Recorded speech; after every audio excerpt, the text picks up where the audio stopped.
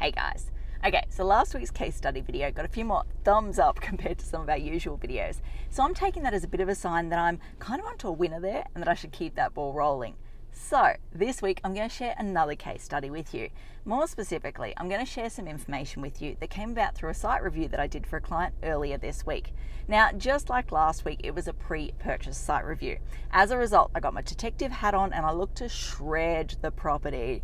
Basically, my role was to try and find anything and everything that could possibly prevent them from doing what they want to do or add significant cost to what they want to do.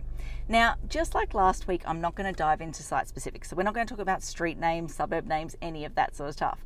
In this situation, I'm not even going to share the specific use with you guys because it's a very identifiable use, let's just put it that way. And more specifically, or more to the point, it's just not relevant to the point I'm trying to get across in today's video. So you don't need that information.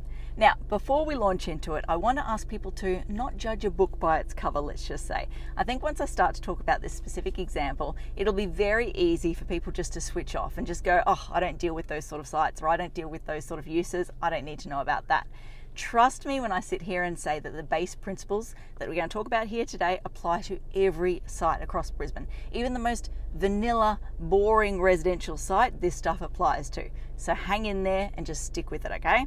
So, first things first, this client came to me and basically said, I want to use this specific property, and it's a very large property, I want to use this specific property for this type of industrial use. Can I do that? And I looked at it and instantly went, I know that neighbourhood plan, it's a very unique neighbourhood plan. I know that zone, it's a very unique zone.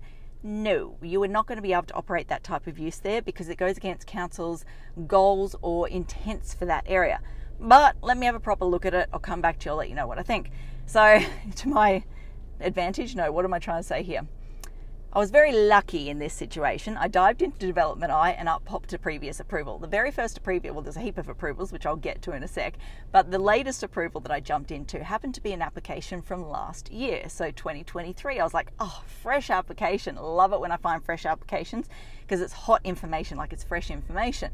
Anyway, dived into it, and sure enough, another town planner had lodged an application for this exact specific use just last year, and it had been basically refused. Now, when I say basically, they got to the point of getting the information request from council. Council made it very clear that they were not going to support it, like they shredded this development, and conveniently, the applicant just decided to withdraw the application immediately at that point.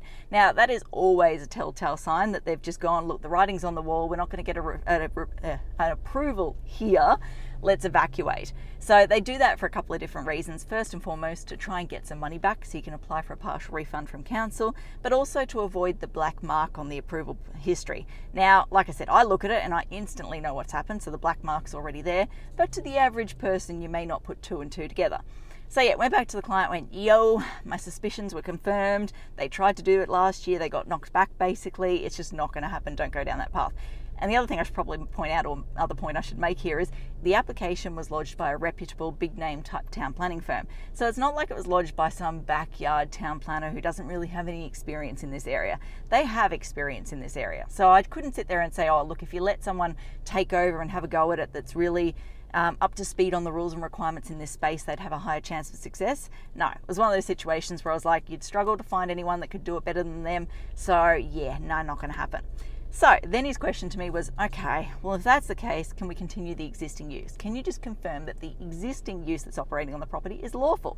I'm like, yep, cool, I can do this. Now, just like last week, I've scribbled down a few notes on my post-it note before I ran out the door to my meeting so I can make sure I stay on track here. But the first thing is I looked back at the original approval. Now, the original approval was dated like 2009 or something like that, but then there was a subsequent modification application from 2014, I think it was. So in particular, I went to the 2014 application, had a look at that, and I was like, yeah, so that approval required some pretty big works. And looking at Street View and looking at the aerial photos, it doesn't look like those works have been done. Like the site had previously been filled like a metre or a metre and a half because there's flooding through that whole area. And one of the conditions council had in the requirements that was spelt out on the plans very clearly was that you had to batter the edge of this fill. And I'm assuming it's for stormwater purposes. I didn't get into that much detail. But basically you had to batter the edge. Now when I looked at Street View, it was filled right up to the boundaries and it was nice and straight. It was not battered and sloped. So yeah, that was the first cross against the property. Then I looked at things like, for example, the car parking. So council conditions of approval said that they needed to formalise the parking in the access arrangement. So basically have a hard surface there, not have just dirt sitting there type thing. And again, looking at the aerial photos, looking at Street View, I was like, yeah, not seeing no formal car parks here, guys. Like, this is not adding up. And then another thing, one of the conditions required that they removed all the additional buildings except for one, remove all the additional buildings off this property, all the demountables. And I was looking again, aerial photos, Street View, and I was like, I see lots of demountables around here. Like, they haven't done what they said they were going to do. So long story short, I went back to the client and I was like, look, I'm not even sure or confident that they actually acted on the previous approval to the point where we could say the existing use was lawful. Like, they may not have actually conditioned or done the conditions or carried out, sorry, I just got distracted by a car trying to park in front of me. Focus, refocus. But they may not have actually acted on the previous approval. We'd need to dig into this in a lot more detail before I could say for sure. But there's a couple of other things that came across in the process. So next thing was the unlawful additions. So when I looked at the previous approved plans, council had approved like, I don't know, maybe it was 50 square metres of office space on this property. And when I looked at where the office space was supposed to go, I looked at it and went, okay, so that looks like it's at least 100, if not 150 square metres of office space. Well, I'm assuming it's being used for office space. It looks like an office building on the outside. So yeah, there's like 150 square metres of stuff. I'm really getting distracted. There's a guy unloading his car right in front of me. Okay, I've got to keep focused, got to keep going. Hopefully he doesn't start staring at me and watching and wondering what I'm doing. This is very awkward otherwise. I might have to stop the video and come back. But yeah, I was looking at this and I was like, you're approved for 50 odd square metres of office space. The building on the property is at least 100, if not 150 square metres in area. There's some dodgy extra stuff that's going on this property. Then the next thing I came across, or next question that came to my mind was, okay, let's just for argument's sake that the use was lawfully established in the first instance. They got to the point where they'd substantially started or completed whatever requirement applied at the time, their application, and therefore we can argue, yes, it's ticked those boxes. Then when I looked at the aerial photos and also the street view photos, how do I explain this? The person who lodged the application from the year prior, so to 2023, they have a very unique vehicle, let's just say. And when I looked at this site, so I looked at the street view photos and the aerial photos, I was like, I'm pretty sure in the back there, hiding right at the back, I can see their vehicles. So this naturally then leads me to go, okay, well, have they actually been operating their new use, which they tried to get approval for, unlawfully on the property for a period of time? I don't know. I don't have access to enough aerial photos and street view photos to be able to draw that conclusion. But that question's starting to go through my mind. And then if they actually started using that site for that purpose, did that have the impact, or impact's the best way to say it, of killing any previous lawful approvals and just basically killing off that previous approval? So that was a question going through my mind. Then building on that, I also went into the real estate agent's LinkedIn profile and found just through a whole weird, wonderful rabbit hole that I went down, and found a advertisement for the property which actually advertised it as being suitable for this purpose that they tried to get approval for in 2023. Now, looking at that, I was like, okay, think back to my council days. I was told a weird and wonderful story back when I worked at council from the powers above about a situation where there'd been a court case and it'd been a petrol station to start with. The petrol station, they'd decommissioned the tanks, which is legally what they have to do. But then the real estate agent had actually advertised the property for residential purposes or some alternate purpose. And in the court case, that was one of the factors that led the judge to conclude that the use had ceased, the fuel station use had ceased, and therefore one of the factors that led to the decision or conclusion that the new fuel station that was coming in had to reapply for the use. So I was like, okay, look, it's been a lifetime since I worked at council, a very, very long time. Things could have changed since then. It is hearsay. I don't know if it actually has any factual backing, so we do need to go back and check it. But now I'm sitting here just going, hold on a sec, could the agent have unintentionally killed off the use through going through the advertising campaign and going down this pathway? Yeah, that could be a bit of a problem. So where I got to with this client was basically saying there's a lot of unanswered questions here. There's a lot of red flags for me here. You can't just charge into purchasing the site and expect that you can continue to use it like it is currently being used. So first things first, you need to go back to the seller or go back to the agent and ask them, can they provide additional information? So can they actually confirm that my hunch is wrong here and that they have actually lawfully established the use? So they did enough work way back in the beginning to commence the approval or act on the approval. And then can they deal with those unlawful additions that have sort of obviously appeared on the property? And then can they confirm that the current owner has not used the property unlawfully for their intended purposes at any point in time, because my patchy aerial photos and my patchy street view photos, it's not quite adding up for me here.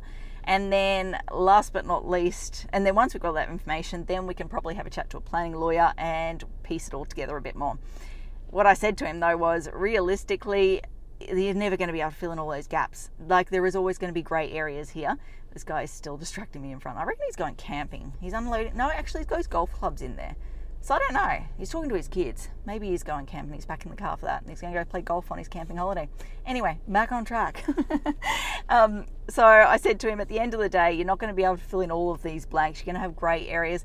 Unfortunately, in my experience, when it comes to council, if there is grey areas in the history, they have to err on the side of caution. I understand why this is. They have to err on the side of caution and force you to do a retrospective application to go back and get approval under the modern rules.